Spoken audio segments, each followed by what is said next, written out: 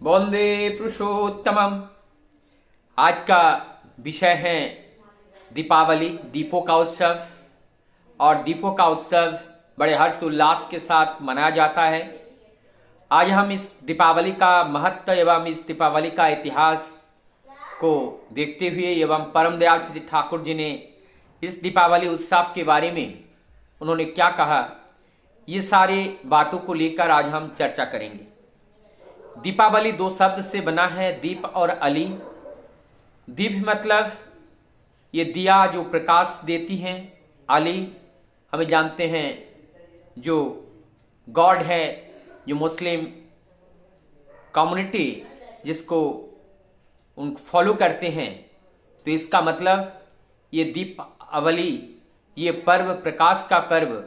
और जो अली हैं, इसका मतलब इसके अंदर ही वही अली, वही ईश्वर, वो भी इसी के अंदर भी हैं।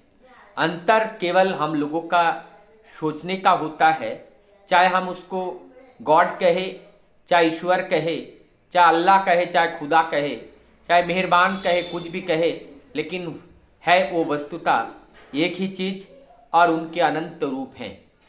चाहे वो अनेकों रूप में आते हैं, लेकिन उनकी जो क्रियाकलाप हैं, उनकी जो समाज के देने के लिए जो भी चीज़ होते हैं, वो एक ही उद्देश्य को परिपूर्ण करने के लिए वो भिन्न भिन्न देह धारण करके आते हैं।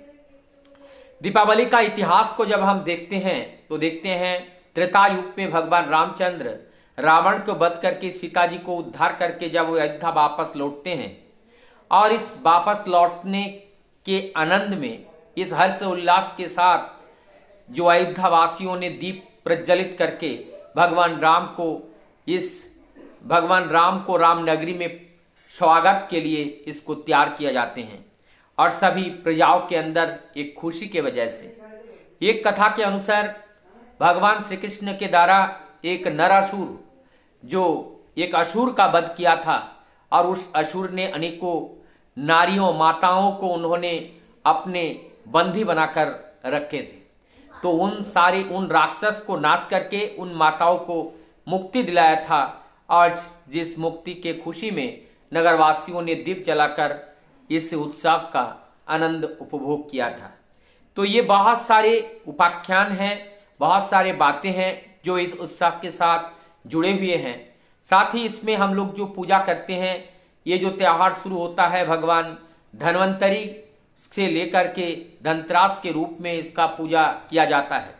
और इस धनतेरस में जो भगवान धन्वंतरी का पूजा किए जाते हैं, ये कहा जाता है कि जो असुर और देवताओं ने मिलकर के जो मंथन किए थे, समुद्र मंथन किए थे, और उसमें से लक्ष्मी और भगवान धन्वंतरी का आविर्भाव हुआ था। और भगवान धन्वंतरी जो हमारे धन धान्य सबसे, हमारे जो सबसे अर्थमूलम सुखमूलम, ये जो हमारा स्वस्थ है, सुख के जो मूल हैं वो धर्म है, और धर्म की रक्षा करने के लिए देह को सुंदर रहना अत्यंत जरूरत है। तो इसमें कहते हैं स्वस्थस्य स्वस्थ रक्षणम आतुरस्य विकार प्रशमन च। हमारी स्वस्थ व्यक्ति को स्वस्थ रखना, और व्यक्ति को विकार को दूर करके उसको स्वस्थ बनाना, ये कार्य ही भगवान धन्वंतरी के माध्यम से हम लोगों का ये रास्ता मिला, ये पथ मिला। तो भगवान धन्वंतरी हमें निरंतर स्वस्थ निरोग काया पाने के लिए, दीर्घायु बनने के लिए वो हमें रास्ता बताते हैं। तो इससे देने से धन्वंतरी के रूप में, धनतेरस के रूप में इनको हम लोग सब पूजा करते हैं। लेकिन मूलतः केवल बर्तन खरीदना ये कोई धनतेरस का उपलब्धि नहीं है। ये पूजन इस तरीके से नहीं, भगवान धन्वंतरी का पूजा करना है। अर्थात हम लोगों को हम लोगों को नज़र रखना है कि हम निरोग रहने का क्या क्या उपाय हैं। हम लोगों का आहार विहार आचरण में परिवर्तन लाना पड़ेगा, और इस सारे परिवर्तन से जैसे हम स्वस्थ रह पाएँ, तभी हम भगवान धन्वंतरी का पूजा जो है सार्थक होगा। और इस भगवान धन्वंतरी पूजा के बाद दूसरे दिन वे छोटी दिवाली के रूप में, उसके बाद दीपावली के रूप में, उसके बाद भैया दूज के रूप में ये त्यौहार मनाए जाते हैं। लगभग ये 5 दिन का एक त्यौहार का जो कार्यक्रम ये चलता है। दीपावली के रात में हम लोग लक्ष्मी का पूजा भी करते हैं, और माँ काली का पूजा भी किया जाता है।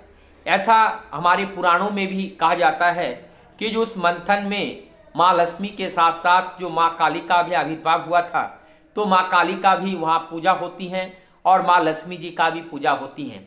और इसमें और एक विचारों के अनुसार पहले कुबेर का वो पूजा किया जाता था, और लेकिन कालांतर में ये कुबेर जो है यक्ष के लिए ही हुआ करते थे। इस मर्त लोग के लिए माँ लक्ष्मी का अवतरण हुआ और माँ लक्ष्मी का पूजा करके सभी लोग धन धान्य से पुष्प से भर जाते हैं। परम दयाल श्री ठाकुर जी इस लक्ष्मी पूजा और गणेश पूजा के बारे में और ये सारे पूजा के बारे में ठाकुर जी कहते हैं हम अपूर्ण हैं, और उन देवताओं को माने जो गुणवती देवी हो चाहे गुणवान देवता हो, उनके अंदर जो गुणावली है, पूजा का मतलब जो है हम ये सीखना कि उनके अंदर जो गुणावली है किस तरह से उस गुणावली को ट्रांसफर हम अपने अंदर कर पाएं और हमारे अंदर के जो अवगुण है उस अवगुण को हम बाहर कर पाएं। तो जब इस तरह से हम कर पाते हैं तभी तो हमारा ये सार्थक होता है।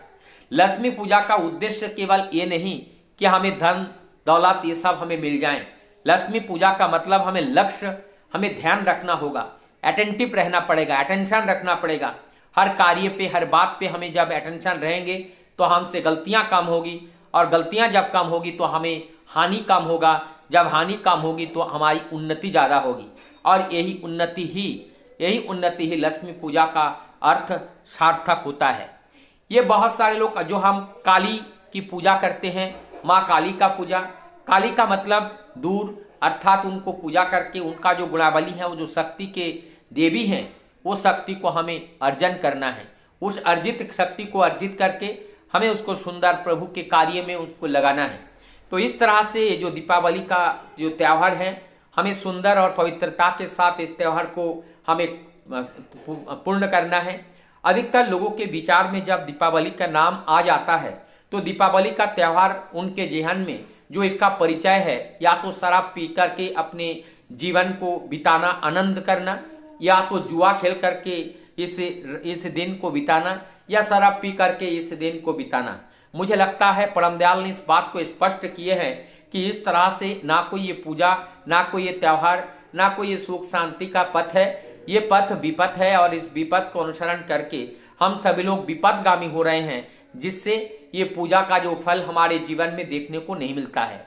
तो आज हम सभी लोग प्रतिज्ञा करेंगे, प्रोमिस करेंगे, इस तरह से दीपावली को हम नहीं मनाएंगे। हम पवित्रता के साथ, शुद्धता के साथ दीपावली को मनाएंगे।